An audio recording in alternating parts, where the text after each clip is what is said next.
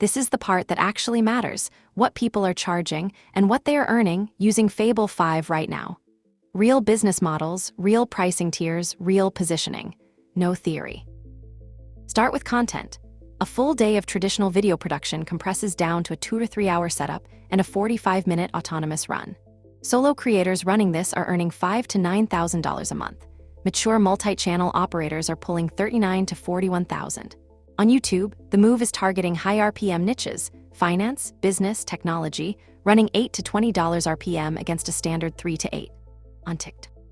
2 more core models. First, managed AI operator services. You deliver AI capability as a fully managed service, running autonomous agent loops to fix specific operational leaks. Shipment exception recovery, invoice dispute resolution, document intelligence. Second, AI SaaS products. Using libraries of over 50 production-ready SaaS templates with Stripe billing already built in, a single operator can manage 80% of the. Now the packages you can actually sell this week. Enterprise site rebuilds, an entire 80-page, SEO-optimized corporate platform, rebuilt over a single weekend work that traditionally costs $30,000 to $50,000. Micro projects, a complete front-end design and build in 1 to 2 days, priced at $2,500, and 4 of those a month gets you $10,000 in revenue. An automation agency packaging internal tooling. How you position this matters as much as what you charge.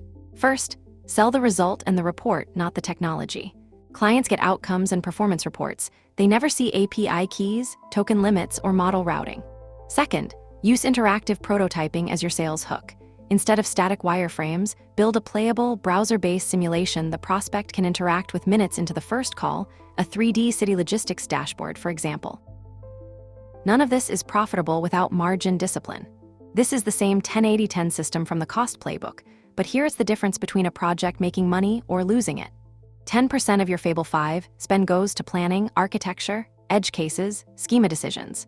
80% gets handed to cheaper models for the actual execution. The final 10% brings Fable 5 back only for security audits and QA against the original design. If you're picking a starting point, micro projects and the automation agency retainer are the fastest to package and sell without needing an audience first.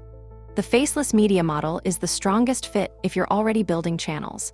And whichever you pick, run it through the 10-80-10 system from day one. That's what keeps the margin real instead of theoretical.